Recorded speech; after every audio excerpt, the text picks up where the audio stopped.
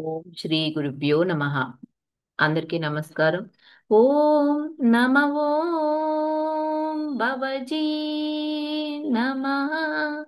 ఈ మంత్రాన్ని 11 సార్లు ఎవరికైనా అనారోగ్యంగా ఉన్న కాడ ఆ అవయవాన్ని ఏదైతే ఉందో అనారోగ్యాన్ని తలుచుకుని 11 సార్లు 21 సార్లు మీ శక్తి మేరకు తలుచుకుంటే మెల్లమెల్లగా మీ యొక్క వ్యాధి నివారణ అవుతుందని మహావతార్ బాబాజీ గారు చెప్పారండి. ఒక యోగి ఆత్మకథ పరమహంస యోగానంద గారి యొక్క ఆధ్యాత్మిక జీవిత విశేషాలు తెలుసుకుంటున్నాం. తిరిగి మళ్ళీ శ్రీ యుక్తేశ్వరి గారి దగ్గరికి అమెరికా నుండి ఇండియాకి వచ్చేసారండి. వచ్చాక గురువు గారిని కలుసుకున్నారు. శ్రీ రైట్ గారు శ్రీ యుక్తేశ్వర గిరి గారితో ఉన్న తమ యొక్క అనుభవాలని మనతో పంచుకున్నారు. ఈయన పరమహంస గారు గురుదేవ్ గారు కూర్చుని ఆయనకి శ్రీ రైట్ గారు కొన్ని వస్తువులు ఇస్తారు కదండి, అవన్నీ స్వీకరిస్తారు. తర్వాత పరమహంస గారు కూడా కొన్ని వస్తువులు తీసుకొచ్చారు కదండి. ఆమ్, రైట్ గారు ఇచ్చిన వస్తువుల్లో ఒక చేతి కర్రను మాత్రం ఆయన సందర్శకులు చూపించడానికి ఆయనకి ఎన్నుకున్నది ఈ చేతి కర్ర ఒకటి అని చెప్తున్నారనమాట. అంతేకాకుండా పరమహంస గారు శ్రీ యుక్తేశ్వర్ గారు గిరి గారితో ఏమంటున్నారు అంటే, మీరు కూర్చుని తివాసి ఒకటి కొత్తది తెప్పించడానికి నాకు అనుమతి ఇవ్వండి అంటున్నారు. ఎందుకంటే ఆయన కూర్చున్న ఆ పులి చర్మం ఏదైతే ఉందో దాని మీద చిరుగులు కనబడ్డాయంటండి. సరే నీకు అంత సరదాగా ఉంటే అలాగే కానీ అని చెప్పారు, కానీ గురుదేవుల్లో అంత ఇంట్రెస్ట్ అయితే ఏమీ లేదంట. పులి చర్మం చక్కగా ఎంతో శుభ్రంగా ఉంది, నా చిన్న రాజ్యంలో నేనే రాజుని అని అక్కడ శ్రీ యుక్తేశ్వర గిరి గారు ఎంత చక్కగా చెప్తున్నారో చూడండి. దీనికి అవతల ఉన్నది అంటే ఈ బాహ్య విషయాల మీద మటుకు ఆసక్తి ఉన్న విశాల ప్రపంచం, ఆ దాంతో నాకు ఏ సంబంధం లేదు అని చెప్తున్నారు. శ్రీరాంపూర్ నుంచి కలకత్తా నుంచి బయటపడవలసిన వెంటనే అంటే ఇంతకు ముందండి ఆయన ఆ మాట అంటూ ఉన్నప్పుడు ఏళ్ళు వెనక్కి దొర్లిపోయినట్టు అనిపించిందంట. ఎందుకంటే ఈయన ఏ తప్పు చేసినా శ్రీ యుక్తేశ్వరగిరి గారు బాగా చివాట్లు పెట్టేవారు కదండి. ఆ బాల్య శిష్యుని అయిపోయాను మళ్ళీ అని చెప్తున్నారనమాట. వీళ్ళు కలకత్తా నుంచి రాంచీకి బయలుదేరాక అక్కడ ఏం స్వాగతం, అసలు ఏమి ఆనందోత్సాహం అంటున్నారండి. ఈయన లేని ఈ 15 ఏళ్లలోనండి ఆ విద్యాలయ పతాకాన్ని ఉవ్వెత్తున నిలిచి ఉంచిన నిస్వార్థ బుద్ధి గల ఆ ఉపాధ్యాయుల్ని కౌగిలించుకుంటూ ఉంటే పరమహంస గారి కళ్ళల్లో నీళ్లు నిలిచిపోయినేంటండి. అక్కడ ఆశ్రమవాసి విద్యార్థుల్లోనూ అలాగే పగటి పూట వచ్చే విద్యార్థుల్లోనూ ఆనంద ఉజ్వలమైన ముఖాలు, ప్రసన్నమైన చిరునవ్వులు చూస్తుంటే జాగ్రత్తగా ఆ ఉపాధ్యాయులు ఇచ్చిన ఆ విద్యాలయ శిక్షణకు యోగ శిక్షణకు ఉన్న విలువకు సమృద్ధిగా దాఖలా కనిపించిందంటే, అంటే వాళ్ళు అంత బాగా అక్కడ వర్క్ చేశారు అన్న విషయం ఆయనకి తెలిసిందనమాట. ఆయన దురదృష్టవశాత్తు రాంచీ సంస్థ దుర్భరమైన ఆర్థిక ఇబ్బందుల్లో ఉందంటండి. రాచఫాయికి తగ్గ విరాళాలెన్నో ఇచ్చిన కాసిం బజార్ మహారాజ్ సార్ మణీంద్ర చంద్ర నంది గారు గతించారండి. వారిచ్చిన కాసిం బజార్ భవనాన్ని ఇప్పుడు కేంద్ర విద్యాలయ భవనంగా మార్చడం కూడా జరిగిందంట.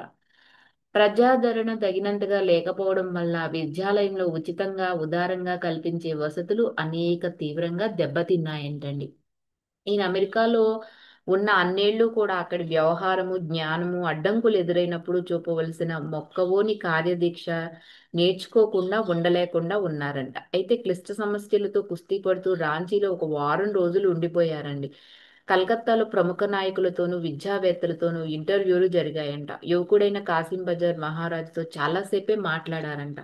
ఎందుకంటే ఆ ఆర్థికమైన సహాయం కోసం వాళ్ళ నాన్నగారిని అడ్డించారంటండి. ఇక చూడండి, కథలు బారుతున్న రాంచీ విద్యాలయ పునాదులు చక్కబడటం మొదలు పెట్టాయంట. సరైన సమయంలో వీళ్ళ యొక్క అమెరికా విద్యార్థుల నుంచి కూడా విరాళాలు అందాయంటండి. ఈయన భారతదేశానికి వచ్చిన కొన్ని నెలల్లోనే రాంచీ విద్యాలయం చట్టబద్ధంగా నమోదు కావటం చూసి ఎంతో ఆనందపడతారు. చిరస్థాయిగా ఒక యోగా విద్య కేంద్రాన్ని నెలకొల్పాలన్న ఆయన జీవిత స్వప్నం సఫలమైంది. ఆ ఆశయమే పరమహంస గారిని 1917లో 7 విద్యార్థులు చిన్నగా మొదలు పెట్టడానికి పురికొల్పిందండి. యోగద సత్సంగ బ్రహ్మచర్య విద్యాలయం అన్న ఈ బడి ప్రాథమిక భాషా బోధ స్థాయిలోను ఉన్నత పాఠశాల విషయ స్థాయిలోను జరిగే తరగతులు 6 బయట నడుపుతుందంట. ఆశ్రమవాసి విద్యార్థులు పగటి విద్యార్థులు కూడా ఏదో ఒక రకం వృత్తి విద్యా శిక్షణ అక్కడ పొందుతూ ఉన్నారంటండి. స్వయం నిర్ణయాధికారం గల సంఘాల ద్వారా విద్యార్థులే తమ కార్యకలాపాల్ని క్రమబద్ధం చేసుకుంటున్నారు. మాస్టర్లు బోల్తా కొట్టించడం అంటే సరదా పడే పిల్లకాయలు ఉంటారు కదండి, తమ తోటి విద్యార్థులు పెట్టే కట్టుబాట్లను అయితే సంతోషంగా అంగీకరిస్తున్నారన్న సంగతి అక్కడున్న తోటి ఉపాధ్యాయ వృత్తిలో వాళ్ళు పరమహంస గారు తొలి రోజుల్లోనే కనిపెట్టేశారంట. ఎన్నడూ ఆదర్శ విద్యార్థిని కానీ నేను పిల్లలు చిలిపి అల్లరికి వాళ్ళ సమస్యలకి అన్నిటికీ సహజంగానే సానుభూతి చూపిస్తూ వచ్చాను అని పరమహంస గారు చెప్తున్నారండి. ఆటల్ని పోటీల్ని ప్రోత్సహించడం జరిగేదంటండి. హాకీ, ఫుట్బాల్ ఆటల అభ్యాసంతో మైదానాలు దద్దరిల్లుతూ ఉండేయంట. రాంచీ విద్యార్థులు ఆటల పోటీల్లో తరచుగా కప్పులెన్నో సంపాదిస్తూ ఉన్నారంటండి. సంకల్ప శక్తి ద్వారా అంటే ప్రాణశక్తిని ఒంట్లో ఏ భాగానికైనా సరే మానసికంగా పంపడం ద్వారానంట కండరాలకు మళ్ళీ సత్తువ చేకూర్చే యోగద వ్యాయామ పద్ధతిని ఆ కుర్రవాళ్ళకి నేర్పేవారంటండి. హిళ్ళు, ఆసనాలు, కత్తిసాము, కర్రసాము కూడా నేర్చుకున్నారంట. ప్రథమ చికిత్సలో శిక్షణ పొందిన రాంచీ విద్యార్థులు తమ రాష్ట్రంలో వరద, కరువు వంటి విపత్కర పరిస్థితులు వచ్చినప్పుడు ఎంతో సేవ చేసి మెప్పు కూడా పొందారండి. కుర్రవాళ్ళు తోటలో పనిచేసే వాళ్ళ కూరగాయలు వాళ్ళే పండించుకునేవారంట. రాష్ట్రంలో ఉన్న కోల్, సంతాల్, ముండా జాతులచే ఆదిమ గిరిజనుల తెగల వారికి ప్రాథమిక విద్యా విషయాలు బోధించేవారండి. దగ్గర పల్లెల్లో ఆడపిల్లలకి మాత్రమే తరగతులు నడుపుతున్నారంట. రాంచీ విద్యాలయం విశిష్ట లక్షణం క్రియాయోగ దీక్ష ఇవ్వడం. కుర్రవాళ్ళు ప్రతిరోజు తమ ఆధ్యాత్మిక అభ్యాసాలు సాధన చేస్తూనే ఉంటారండి.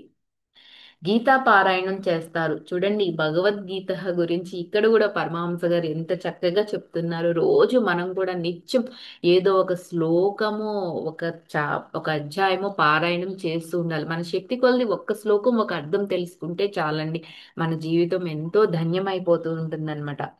నిరాడంబరత, స్వార్థ త్యాగం, గౌరవం, సత్యం అన్న గుణాల్ని ఉపదేశం ద్వారానే కాకుండా ఆచరించి చూపించడం అనే ఆదర్శం ద్వారా కూడా అక్కడ బోధించే పద్ధతులు జరిగేవంటండి. దుఃఖాన్ని కలిగించే దాన్ని చెడుగాను, నిజమైన సుఖాన్ని ఇచ్చే పనులే మంచిగాను వాళ్లకు నిర్దేశించడం కూడా జరిగిందంట. చెడును విషం కలిపిన తేనెతో పోల్చవచ్చు అంటున్నారు. అది మనకు మోహం పుట్టిస్తుంది కానీ అందులో మృత్యువు పొంది ఉంది కదా. అంటే అది విషం కలిపిన తేనె, తేనె అంటే చాలా ఇష్టం అది మనకి, కానీ అది విషం కలిపి ఉన్నప్పుడు అది మనకి మృత్యువునే తీసుకొస్తుంది కదండి. ధారణ ప్రక్రియలు శరీరానికి మనసుకు ఉండే అశాంతిని జయించడంలో అద్భుతమైన ఫలితాలు సాధించారండి. కంటికి ఇంపు కలిగించే రూపురేఖలు గల 9-10 ఏళ్ల కుర్రవాడొకడు నిశ్చల మనస్కుడై రెప్పలార్పకుండా జ్ఞాననేత్రం వైపు చూపు సారించి గంటకు పైగా అలాగే నిలిపి కూర్చుని ఉండడం రాంచీలో వింతేమీ కాదు అంటున్నారు. అంటే ఈ విధమైన అభ్యాసం అక్కడ అందరు విద్యార్థులు చేస్తూనే ఉంటారు అని చెప్తున్నారండి ఇక్కడ. ధారణ ప్రక్రియలు అంత బాగా పనిచేస్తున్నాయండి. పండ్ల తోటలో ఒక శివాలయం ఉందండి. పూజ్యపాదులైన పరమ గురువులు లాహిరి మహాశైల విగ్రహం అక్కడ ఒకటి ఉంచారు. నిత్య ప్రార్థనలు, పవిత్ర గ్రంథ బోధన తరగతులు తోటలో మామిడి చెట్ల గుబురుల నీడన జరుగుతూ ఉంటాయంట. రాంచీ ఎస్టేట్లో ఉన్న యోగదా సత్సంగ సేవాశ్రమం భారతదేశంలోని వేలాది మంది బీదవాళ్లకు ఉచిత వైద్య సహాయం, శస్త్రచికిత్సా సదుపాయం చేస్తూ ఉంటుంది. రాంచీ సముద్ర మట్టానికి 2000 అడుగుల ఎత్తున ఉందంటండి. వాతావరణం మందంగా సమశీతోష్ణంగా ఉంటుంది అక్కడ. 20 ఎకరాల భూమిలో దేశంలోని చక్కని తోటలో ఒకటిగా చెప్పుకోదగ్గ ఒక పండ్ల తోట కూడా ఉంది. అందులో 500 ఫల వృక్షాలున్నాయి. మామిడి, ఖర్జూరం, జామ, లిచి, పనస, ఉమ్, అవి చూడండి 500 ఫలవృక్షాలు ఉన్నాయంట. రాంచీ గ్రంథాలయంలో అనేక పత్రికలు ఇంగ్లీషు, బెంగాలీ భాషల్లో రాసిన వేల కొద్ది గ్రంథాలు ఉన్నాయి. తూర్పు పడమటి దేశాల వాళ్ళు విరాళంగా ఇచ్చినవి ప్రపంచ పవిత్ర గ్రంథాల సేకరణ గ్రంథరాశి కూడా అక్కడ ఉంది. పురాతత్వ, భూ విజ్ఞాన, మానవ శాస్త్ర సంబంధమైన ప్రాముఖ్యం గల అమూల్య శిల్లల్ని చక్కగా వర్గీకరించి అమర్చిపెట్టిన పురావస్తు ప్రదర్శనశాల అంటే మ్యూజియం ఒకటి ఉందంటండి. వాటిలో చాలా మట్టుకు వైద్య సమృద్ధమైన ఈ ఈశ్వరుడి భూమి మీద ఈయన జరిపిన సంచారాల్లో సేకరించినవే. అంటే పరమహంస గారు ఎక్కడికి వెళ్తే అక్కడ సేకరించినవండి. శ్రీ శ్రీ పరమహంస యోగానంద గారు సేకరించిన ఆ మాదిరి వస్తువులతో పాశ్చాత్య ప్రపంచంలో కూడా ఒక పురావస్తు ప్రదర్శనశాలనే ఉంచారు. అది కాలిఫోర్నియాలోని ఫస్విక్ పాలిసేడ్స్ లో సెల్ఫ్ రియలైజేషన్ ఫెలోషిప్ సరోవర మందిరంలో ఏర్పాటైందంటండి.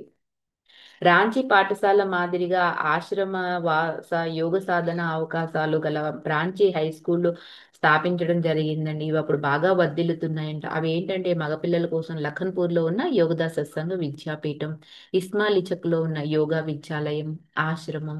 ఇవి పశ్చిమ బెంగాల్లో పురులియా, మిడ్నపూర్ జిల్లాల్లో ఉన్నాయంట. ఉత్తరోత్తర మగపిల్లలకు ఆడపిల్లలకు కూడా ఉపకరించే విధంగా అనేక యోగదా విద్యా సంస్థలు దేశంలో చాలా చోట్ల ఏర్పడి ఇప్పుడు బాగా వర్ధిల్లుతున్నాయండి. ఈ సంస్థలు కిండర్ గార్డెన్ స్థాయి నుంచి కళాశాల స్థాయి వరకు ఉన్నాయంట. యోగదా శబ్దం యోగా దా అన్న రూపాలతో ఏర్పడింది. అంటే యోగం అంటే కలయిక, సామరస్యం, సంతులనం. దా అంటే ఇచ్చేది. సత్సంగం శబ్దంతో సత్ అంటే సత్యం, సంగం అంటే స్నేహం, సత్యంతో స్నేహం అన్నమాట. యోగదా శబ్దం 1916లో పరమహంస యోగానంద గారు పెట్టిన పేరు. మానవ శరీరాన్ని విశ్వమూల శక్తి నుండి తీసుకునే శక్తితో తిరిగి నింపే విధానాన్ని ఆయన కనిపెట్టినప్పుడు రూపొందించిన పేరంటండి. శ్రీ యుక్తేశ్వరి గారు తమ ఆశ్రమ వ్యవస్థకు సత్సంగ్ అనే పేరు పెట్టారు. ఆయన శిష్యులు పరమహంస యోగానంద గారు సహజంగానే ఆ పేరు అట్టే పెట్టాలనుకున్నారంట. వాళ్ళు కూడా యోగదా సత్సంగ సొసైటీ ఆఫ్ ఇండియా చిరస్థాయిగా నిలిచి ఉండేటందుకు రూపొందించిన లాభాశక్తి లేని సంస్థ. ఆ పేరు కింద యోగానంద గారు భారతదేశంలో తమ కృషిని తాము నెలకొల్పిన సంస్థల్ని రిజిస్టర్ చేయించారు. వాటి పాలనా వ్యవహారాల్ని పశ్చిమ బెంగాల్లో దక్షిణేశ్వరంలో ఉన్న యోగదా మఠంలో ఒక పాలక మండలి సమర్థవంతంగా నిర్వహిస్తుందంట. భారతదేశంలో అనేక ప్రాంతాల్లో వైఎస్ఎస్ ధ్యాన కేంద్రాలు అనేకం ఇప్పుడు వర్ధిల్లుతున్నాయి అని కూడా చెప్తున్నారు. రాంచీ పాఠశాల మాదిరిగానండి అక్కడ ఎన్నో నెలకొల్పారు కదా. అంతేకాకుండా యోగద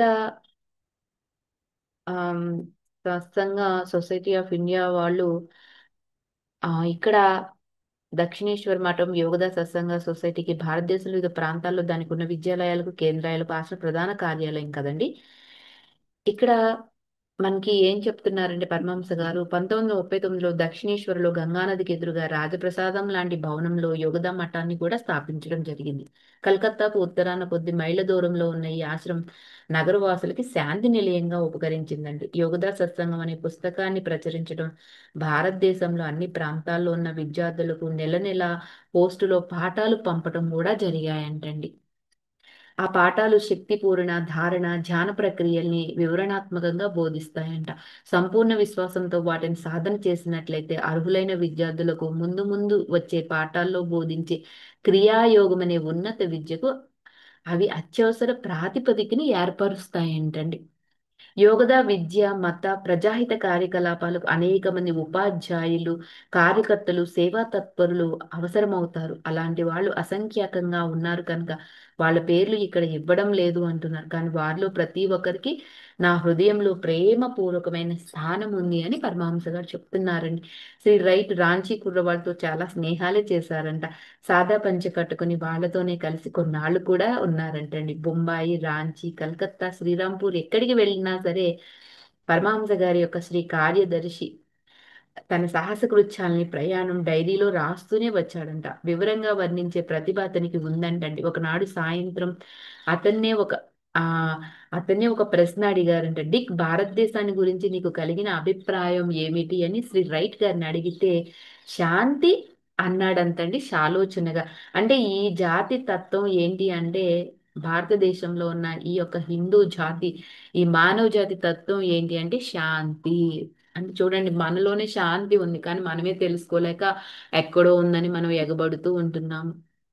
జై Gurudatta. Thank you for watching. Like చేయండి, షేర్ చేయండి, మీ విలువైన అభిప్రాయాలను తెలియజేయండి.